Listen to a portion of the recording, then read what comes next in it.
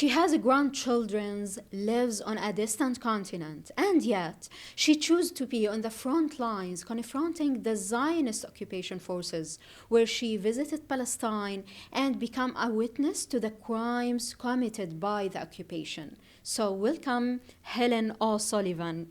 Thank you. Thank you.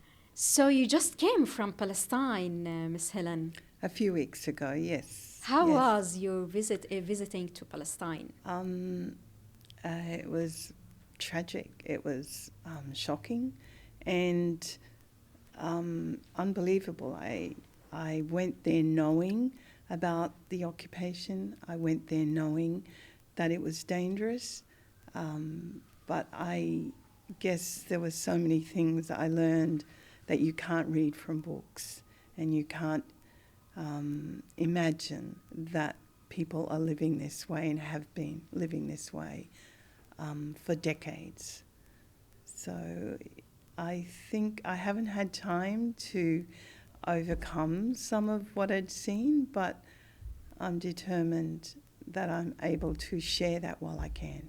Okay, we're gonna talk about the details of this visiting to Palestine actually. But first of all, how did your story of supporting Palestinian cause began? It's not just a Palestinian cause that I've supported. My profession for the last 40 plus years is in social work, in 40 years working in child protection, in juvenile justice, working in remote communities in Australia, working with victims of political violence in Sri Lanka. So social justice and human rights is very important to me. The Palestinian massacre that we're seeing and the occupation of Palestine for decades, the illegal occupation of Palestine, this is probably the most pressing human rights issue that we as a international community have faced in the 21st century. This is the genocide that we are witnessing is unprecedented. It is unimaginable that Western governments are still allowing this to continue. Okay, so you used to work with the Australian government for 40 years, then you changed your path. How was that? Well, I retired and that didn't suit me, so I went back as a social work field educator at a university in Australia. But it was during that time where most of us across the world have been witnessing the death, massacre of children. The figures are unbelievably high, and they're not accurate. We know they're much higher. So international community reporting at least 43,000 people killed in Gaza Strip alone in the last 12 months. We know that figure's much higher, and we know it didn't start on the 7th of October. My experience in the West Bank, and what I have learned is that this has been happening for decades. And whilst the international courts have rulings, many rulings, about the illegality of what Israel, the state of Israel, are doing, it's not being challenged. And in fact, it's not only not being challenged by powerful governments, it's being supported. So the US provide billions of dollars of support in various ways to Israel. They have got no motivation to stop the massacre while they are being handed weapons to do it. And even countries like my own, who, like the US, are saying one thing, they want the genocide to stop, or they want this to see a ceasefire, they are still providing diplomatic and other types of support to Israel. Australia alone gave $1 trillion contract to an Israeli weapons company just months before I left Australia. So there is a hypocrisy in what we're seeing our governments say. I came here in April because I just could not stand it anymore. For many Australians, we are witnessing this, and we have two options. We either turn the news off and we pretend it's not happening, or we do something. Okay, so you are now against the Australian government position. Most definitely. Okay. I'm not saying that their comments are not good, like in terms of stop the genocide, ceasefire. They're all saying the right things, as is the US government on occasion saying the right things. We've heard in this election, both of them saying they're going to stop this war. But that's exactly right. How are you going to stop it? Are you going to arm Israel more with weapons so they can commit genocide? Are they going to destroy the dreams and hopes of the indigenous people of Palestine? So how they stop it is of deep concern for many Palestinians. Okay. But before that, how and when did you start to learn about the Palestinian history? Because we all know that the Israeli narrative is more dominant in the Western media, as we know. But when you start to know everything, the truth about the Palestinian history and the Nakba?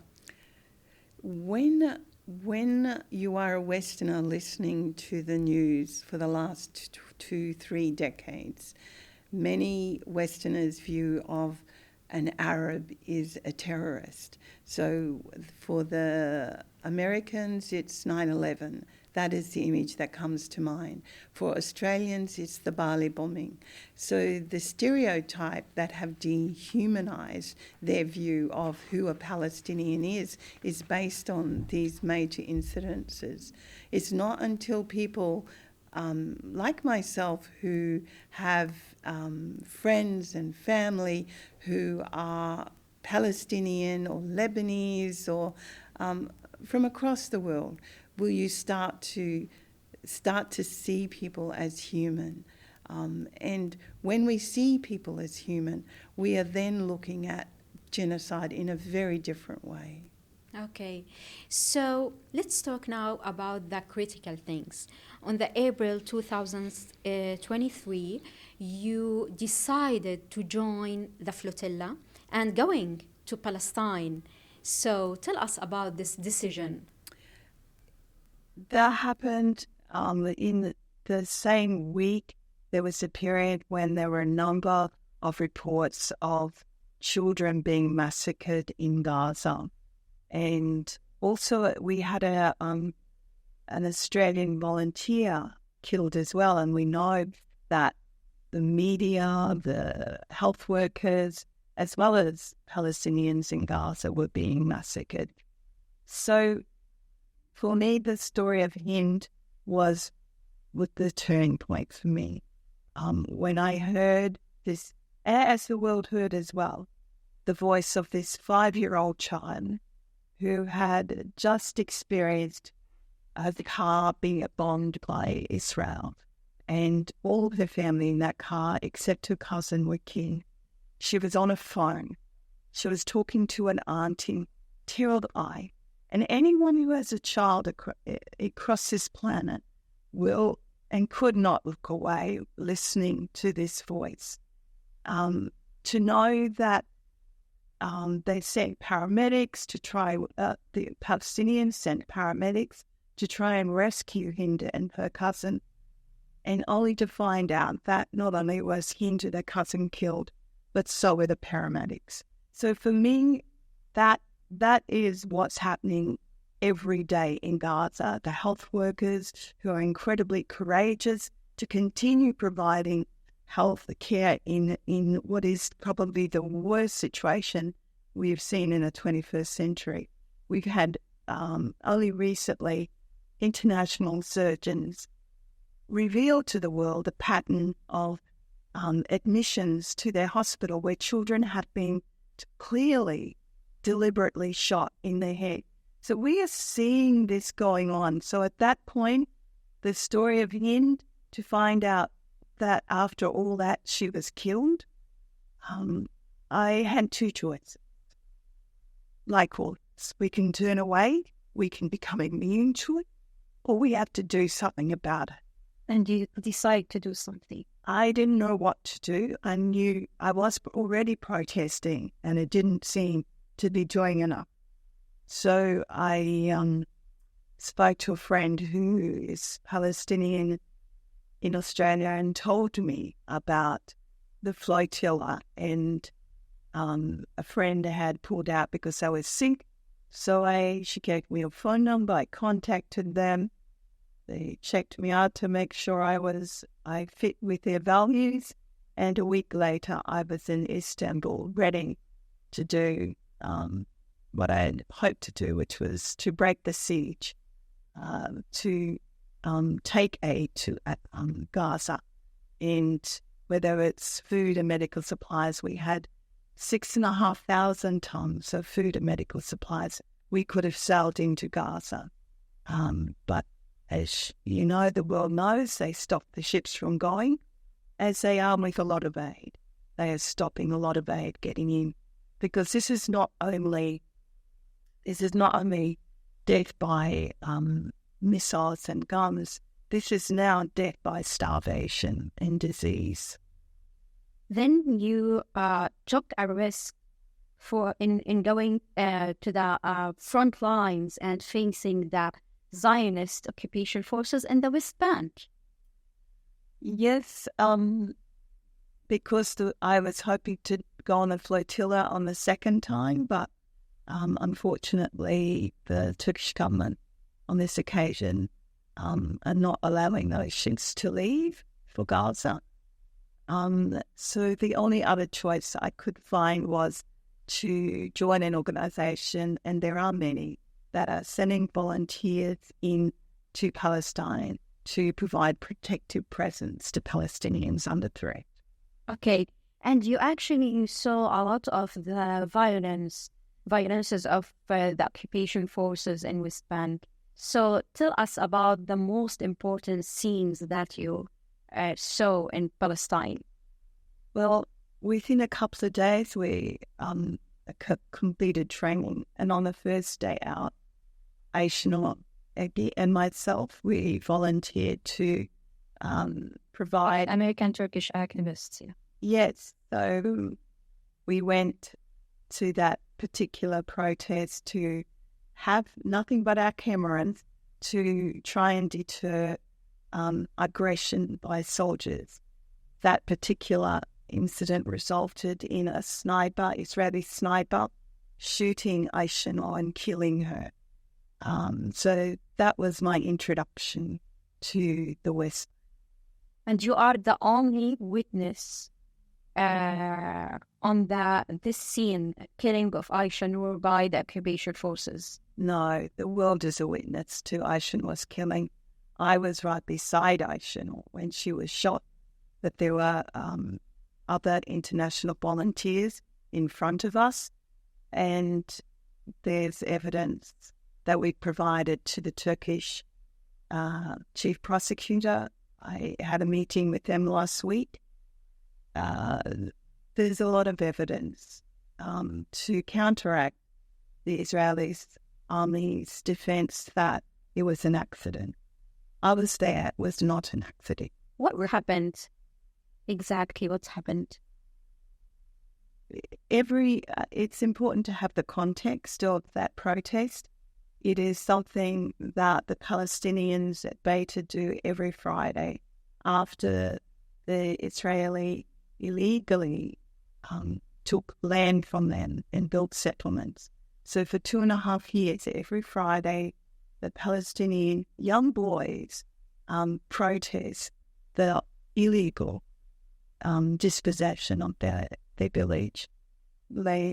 So what the role of international volunteers is to be present there, to be in attendance, to ensure that Israel do not shoot these boys. We know they do.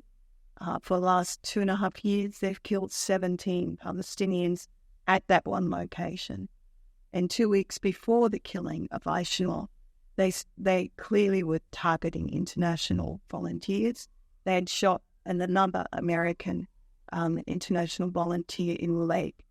So this was the start of the 6 weeks I was there, when they were increasing their focus on volunteers going there.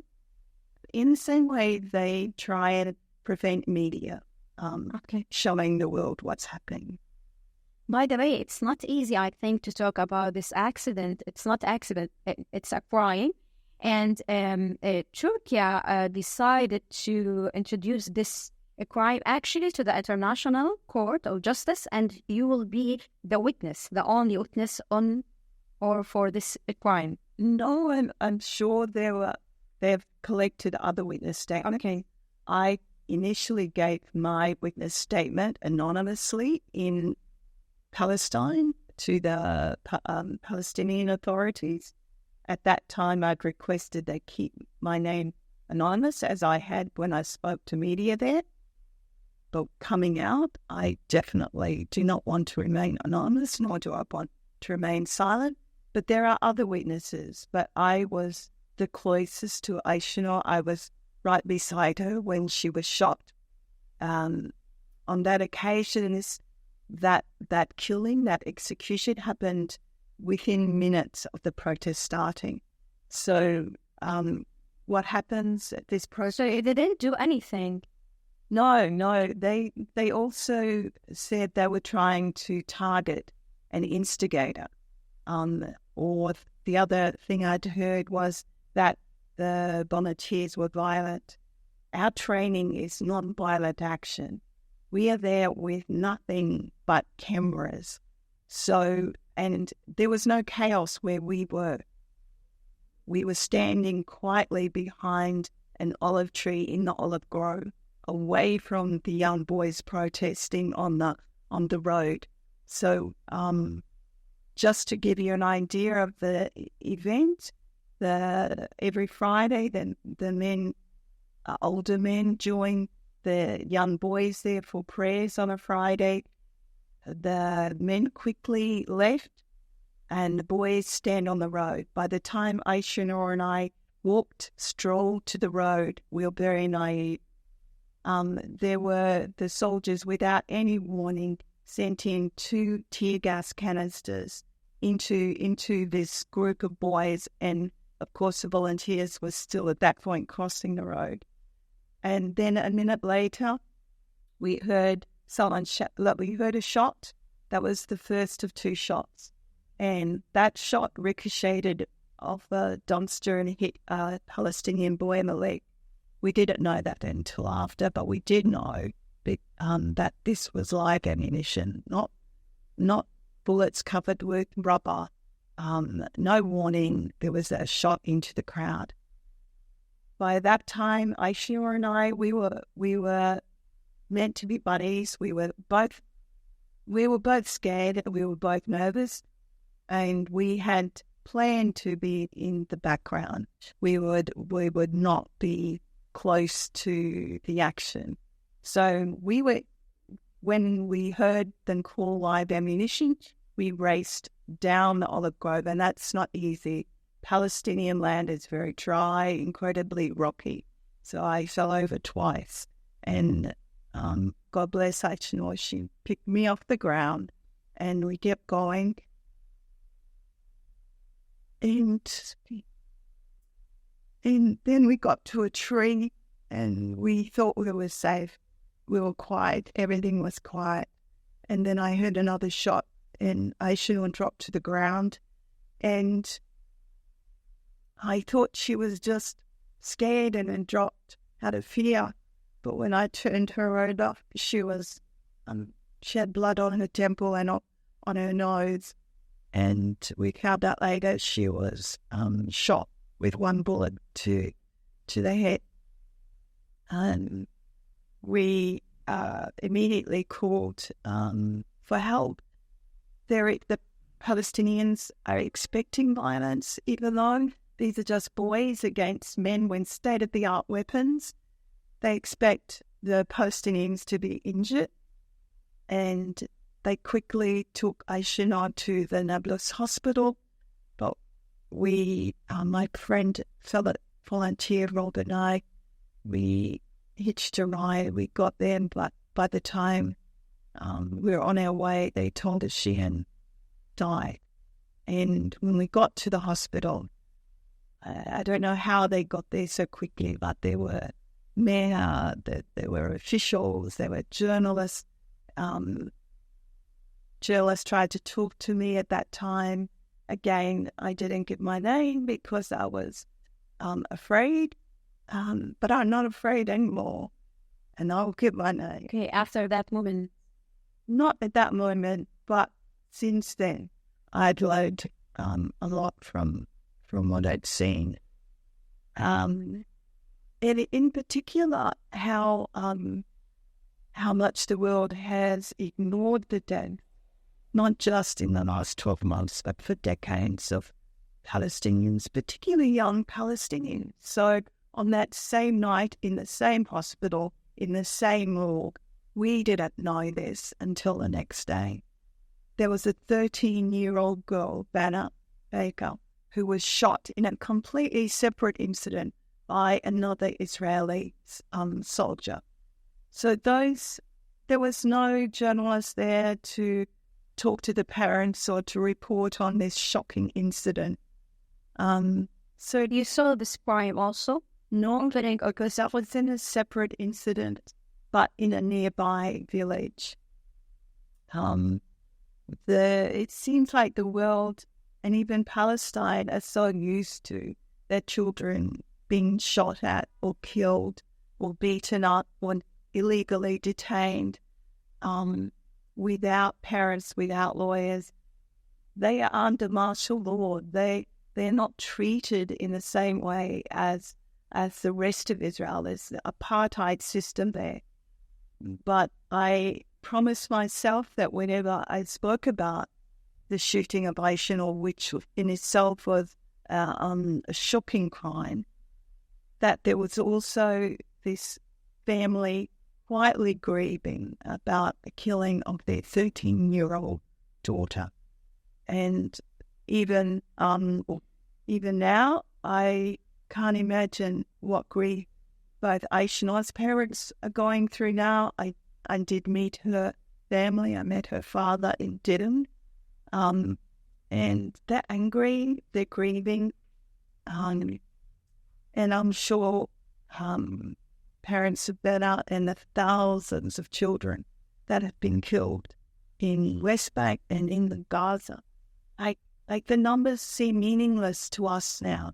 We're talking 43,000 people massacred in Gaza in 12 months, and a majority of women and children. And another figure I saw recently is from Save the Children, is that 10 children a day in Gaza are losing a limb, at least one limb, 10 children a day. Now, these figures, I think we've become immune to them, but you go back to the story of the 5-year-old Hind Najab who was killed, and you think about the fear she had at that time. I do not comprehend how countries that consider themselves great or have ambitions of being great can just ignore the massacre of children alone. The genocide that we're witnessing, World War II, the Holocaust, the world promised never again. It's horrible action. That is the only witnesses on this genocide, this kind of genocide.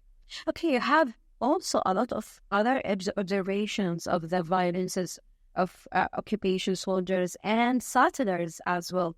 So part of the role of international volunteers is to be Palestinian-led. So the Palestinians will tell us where the higher risk farms are and families are. So if they're being harassed, usually areas that Israel is trying to expand their illegal occupation into new settlements, they will strategically intimidate, harass, destroy property, steal property until Palestinians give up and move away. These are the settlers. These are settlers, and they're often hand in hand with the soldiers. The settlers are now armed with uniforms, and they call settlers soldiers. And everywhere I went, they were there. So the farms I was at, in a number of places in the West Bank, the settler soldiers would come in and just to intimidate. So at midnight, I was on a farm that they had 3 adults. The children, they'd moved away because it was too dangerous. The young women that lived there, they were living in poverty because their home was destroyed. They couldn't grow anything because whatever they did, settlers would come and destroy it. The settlers would bring their own sheep in to consume whatever little food there was. So even having their own usual flock of goats was very difficult. So it was a massive struggle for a lot of Palestinians trying to feed their family from their farms.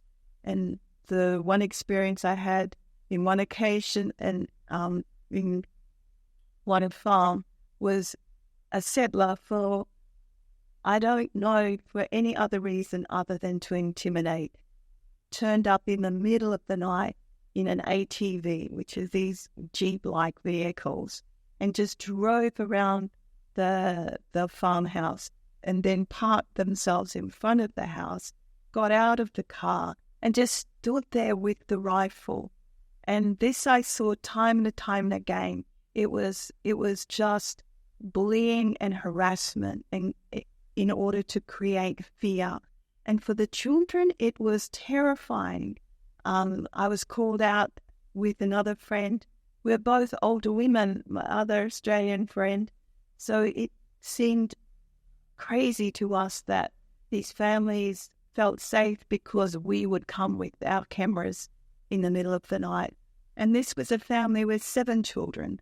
And we turned up and the children were clearly terrified. There was another settler soldier racing around their property in an ATV with a rifle.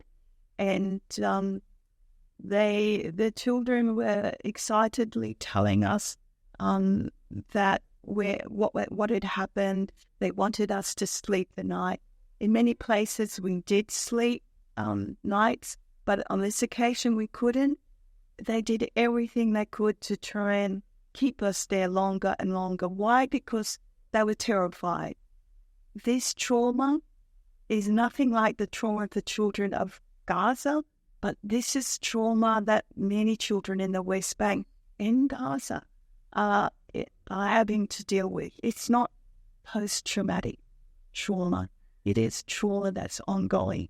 There is no let-up to it. And on that occasion, these children were trying to feed us coffee, biscuits, entertain us to try and keep us there longer so that they could feel safe.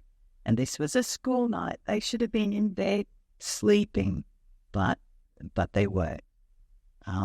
There's so many incidences where I saw, like we accompanied children to school across rocky ground because roads had been cut off by the Israeli government, and settlers would harass students while they were walking to school.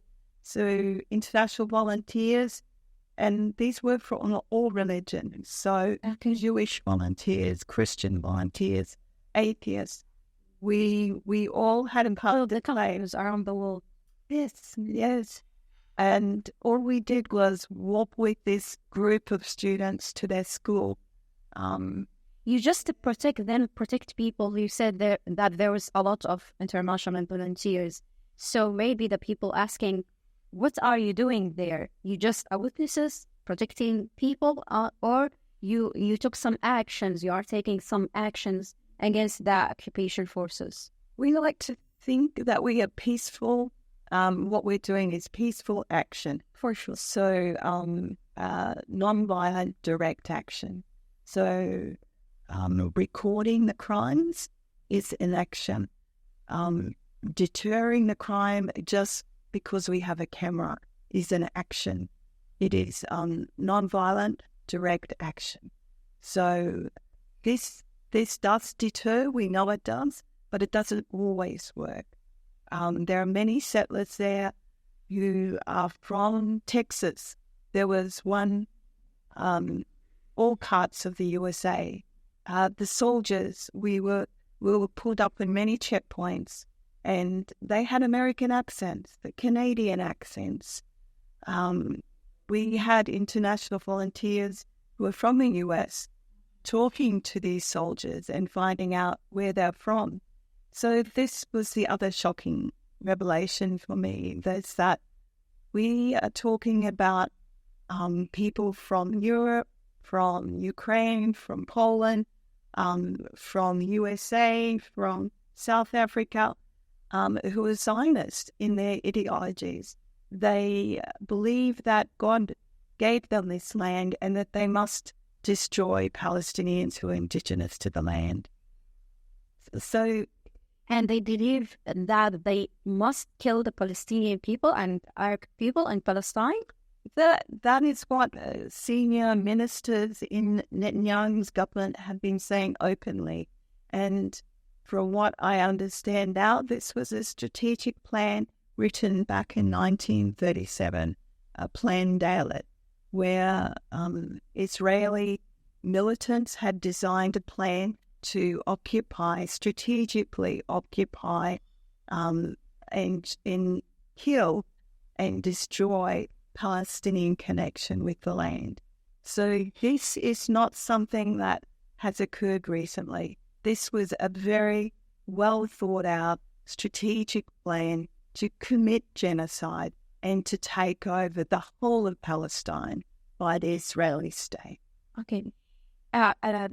Did you see that it's easy to deal with the settlers in Palestine, to deal with their ideology?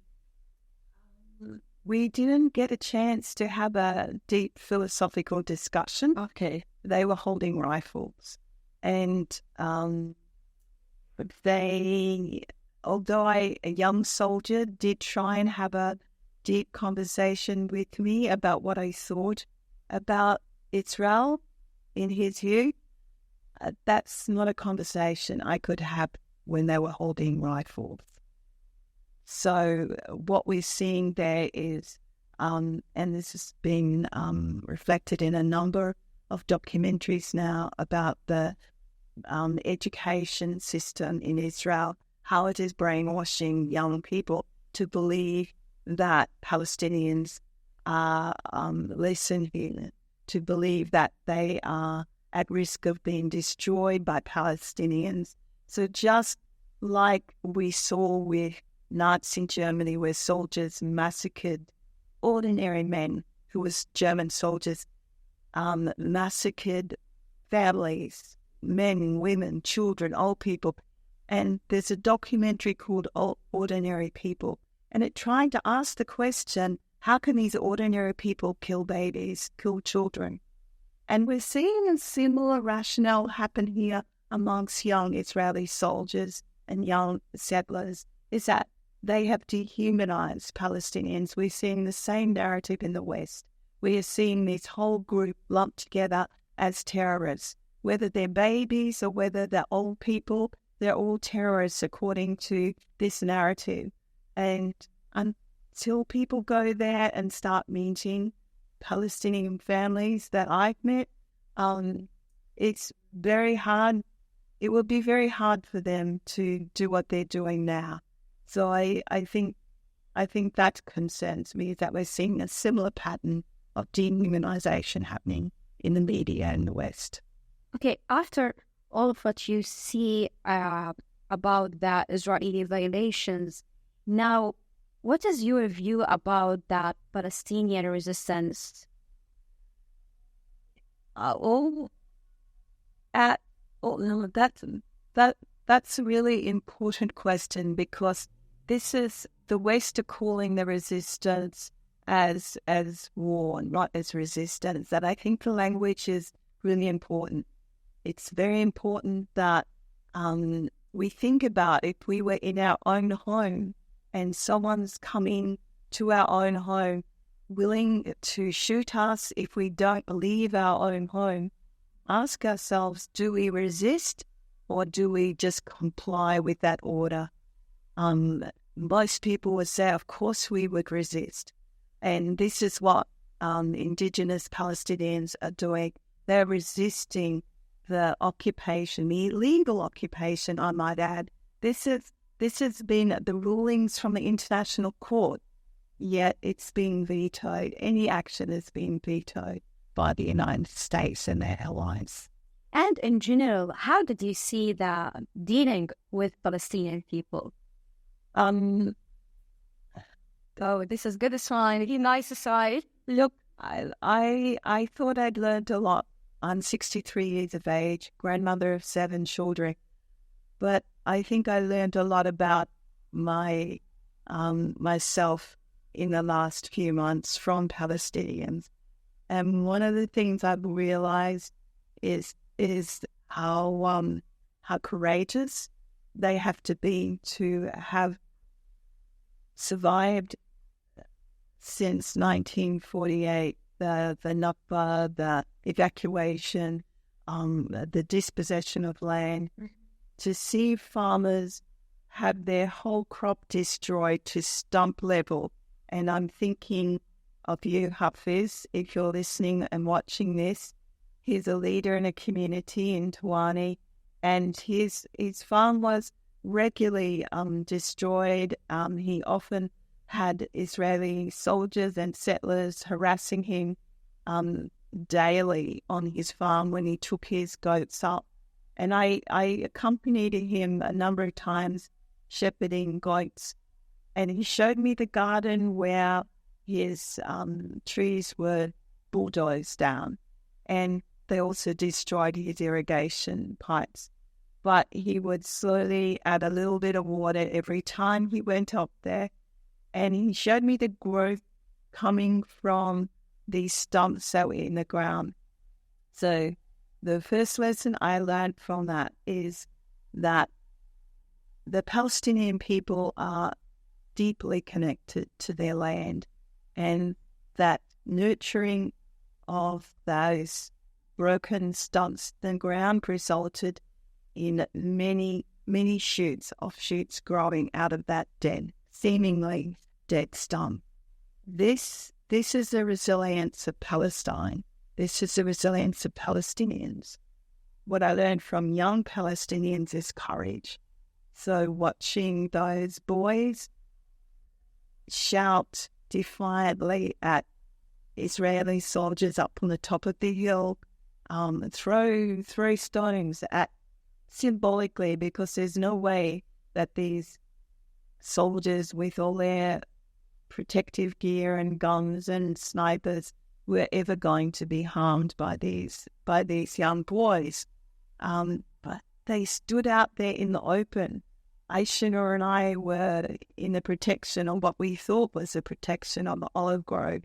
But these boys learned from a very early age that they are protecting not just their mother, their father, but their entire village and their future.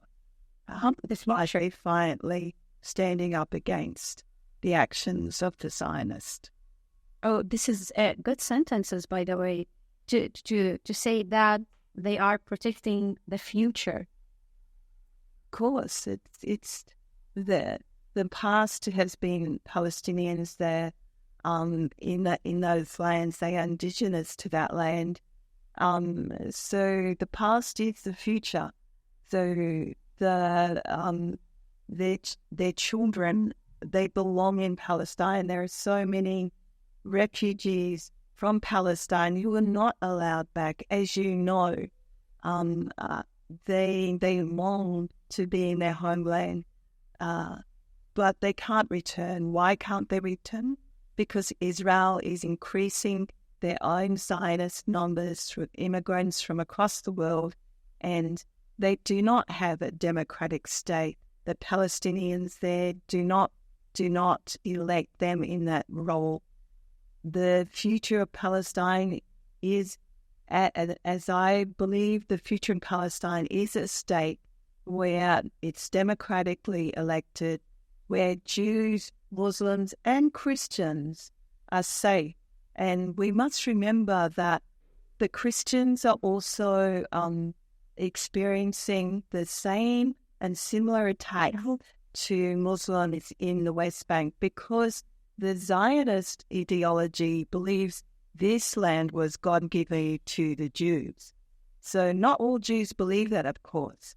So Australian Jewish Council, I'm very proud to say, have been more outspoken against Netanyahu than the Australian government has. And there are many Jews that I spoke to in the West Bank who are against the illegal occupation and do not support the genocide that's occurring in Gaza. By the way, as a Christian, did you went to the church, Al Mahd and Al Qiyamah church in the West Bank? Yeah. My religion is very complex. So I pray to the same God Muslims do. I pray to the same God as Christians do. And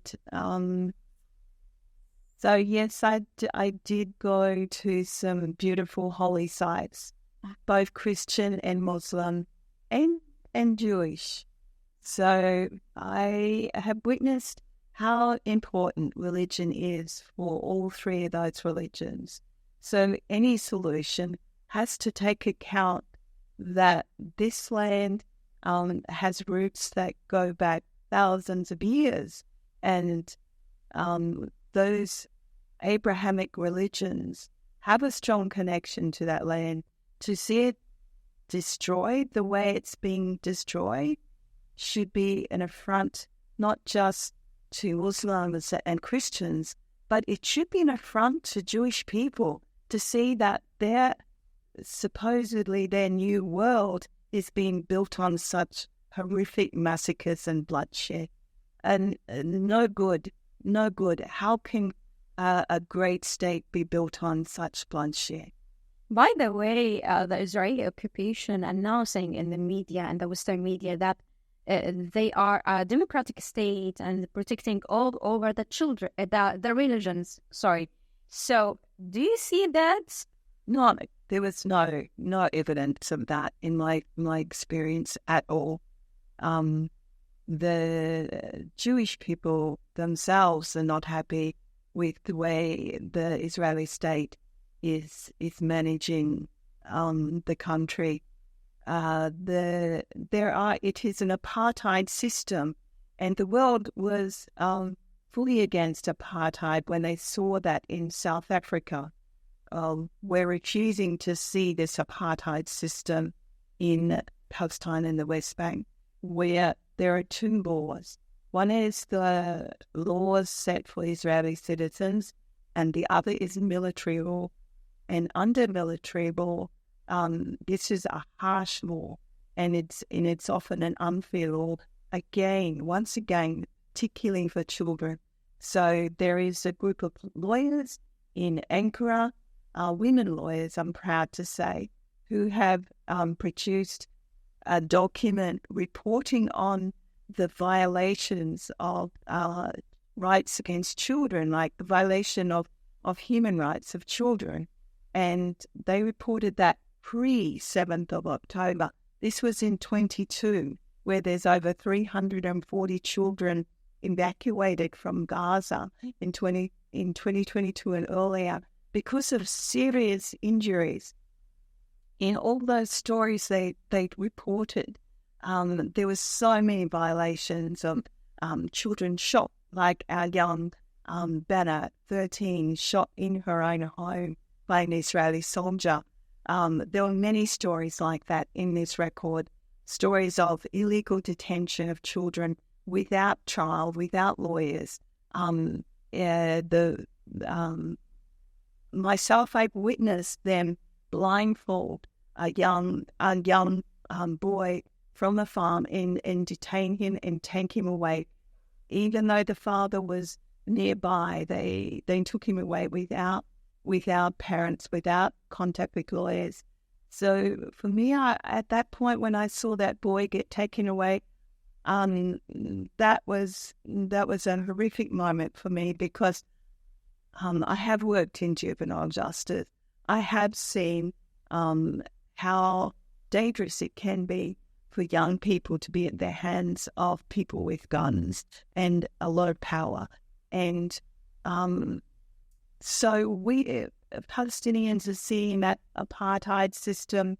They are living in an apartheid system. They are seeing their children detained, beaten up. Their livelihoods are threatened.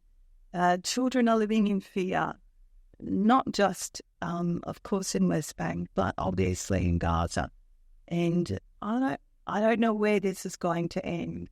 I just think politicians have to give up on their arrogance around being great nations. They need to start thinking about being ethical nation. For sure. And Helen, for sure, you are full of the news about the global movements supporting Palestinian cause. But in your opinion, what is the steps that must be taken in order to make some pressure on the governments that supporting Israeli occupation? The boycott, divest, and sanction. We know that's a powerful strategy. We know it's having an impact on Israel's economy. We know that just by not buying a coffee at Starbucks, you can be an activist. By not attending KFC, by there are small things people can do to have an impact and can influence governments, because ultimately governments are influenced by money, right? So that's important. The other thing is to explore where money is invested. So look at where your government's spending your taxpayers' dollars. I'm shocked that the American taxpayers, whilst they've got a 12% of their population living in poverty, many without universal health care, and yet they're allowing their government to spend billions and billions of dollars on weapons that massacre children. So when do all our public, the general public in the US, in Europe, in Australia, when do we say, no, we don't want our taxpayers' money spent on this? Australia spent nearly $1 trillion with Israeli weapons company Elbit just this year. So we are saying we want a ceasefire, but we're providing all this weaponry support, this monetary support, this diplomatic support to people who've been identified as continually breaking international law. So sometimes I feel a lot of despair, like a lot of people around me. How is this all going to end?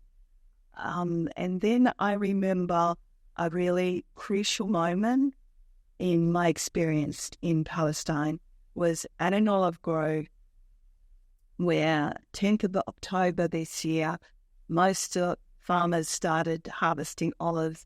International volunteers went there to, again, armed with nothing but cameras, to try and prevent the soldiers from harming the Palestinians. And there was one woman shot and killed, not while we were present, but near Jenin around this time, just harvesting olives. She was 57 years of age. So this risk of violence is constant wherever you are. But on this particular occasion, everyone was harvesting as many olives as they could from the trees. The village was there. And we all could see in the distance that the soldiers were approaching with their guns. I was videoing, and they started laughing and singing. And it was such a show of solidarity and defiance in the face of weapons that were coming towards them. So when I want to have the luxury of despair, I think about that courage and that defiance, because that's what we all need. We need to say, we are not going to give in to despair. We are not going to give in to illegal occupation and genocide. We are not going to give in to governments who are failing on us. We will keep speaking up. I will keep speaking up until people will get tired of listening. Do you feel yourself you are brave now after visiting Palestine and facing the occupation forces? I was definitely not brave when I went there. And after seeing Aisha get shot, I felt even less brave. And I was afraid to give my name when I spoke. And every time a soldier came near me, and they came very close to me with rifles and aimed them at me, my heart would race for the first few weeks. But after time, like I said earlier, watching the courage of Palestinians in the face of this every single day, I realized I had no right to be afraid. I had no right to have a heart racing at the sight of this, and hopefully we'll learn the lesson of courage that I witnessed in the West Bank. Okay. What did Palestine change in you, Helen? I think it's probably courage. I'm an introvert. I do not like talking out in public. So sometimes I felt it was easier to face Israel gunners than speak to people in public settings. But since coming out of Israel, probably more than ever, I'm facing up to this fear, because it's nothing. Facing cameras or interviews, I've spoken so many times now. I've spoken without fear, and that's probably driven by my promise to our volunteer who got shot and killed, Aisha, but also to Palestinians who are facing far worse every single day. And of course now Lebanese are facing this as well. So none of us have the right to be afraid right now. Do you plan to visit Palestine again? If the Turkish government became more courageous, allowed the ships to leave Istanbul with aid, for sure, I would put my hand up, like many, many international volunteers would, to see the siege of Gaza broken, to allow food. So important to allow the food, water and medical aid into Gaza. A friend of mine who has a friend in northern Gaza spoke to them a few days ago. They had at that time run out of food, and they were expecting to run out of water by now. So I can't imagine not being able to feed a 2-year-old or 3-year-old child, or to be able to give them water. And at the same time, missiles continue to drop. Any parent, no matter what your belief system is, would understand why we cannot tolerate this anymore. But you know, the circumstances now in Gaza, it's too much difficult than the circumstances in West Bank. Do you feel some fears, for example, from this? Me personally feel fear of death. Is that what you're on? Yeah. I fortunately have lived a good life. Okay. I've brought up 3 beautiful children. Alhamdulillah. I've got 7, nearly 8 beautiful grandchildren. I've lived a good life. So no, I don't fear death. And if I did, I certainly wouldn't have gone into Palestine if I'd feared death. Okay, so it's easy for you to live your other parts of your life for Palestine. My other part of my life, I'm not too sure where it will go. I will continue to speak up for Palestine, but for social justice more broadly. Wherever this is occurring, we're seeing dreadful things happen across the world, and Sudan as an example. So it's social justice more broadly, but the most unprecedented, the most concerning event for the world to consider now is genocide. And the genocide in Palestine, it cannot be ignored. For sure. Now, after visiting Palestine, what does Palestine mean to you? It's about understanding the importance of people's connection to their homeland. It's about standing up against colonization and injustice. It's about standing up for the rights of people's right to exist, people's right to live on their land peacefully, to follow their belief systems. But most of all, I guess, for me, it's about witnessing courage and resilience. And that's not to romanticize Palestine, but it's to say that in the face of all that the Palestinians have had to deal with since the West decided to give their homeland or part of their homeland to the Zionists, they've had a lot to deal with. And anyone who is honest about their research and checks how Palestine has been impacted by this,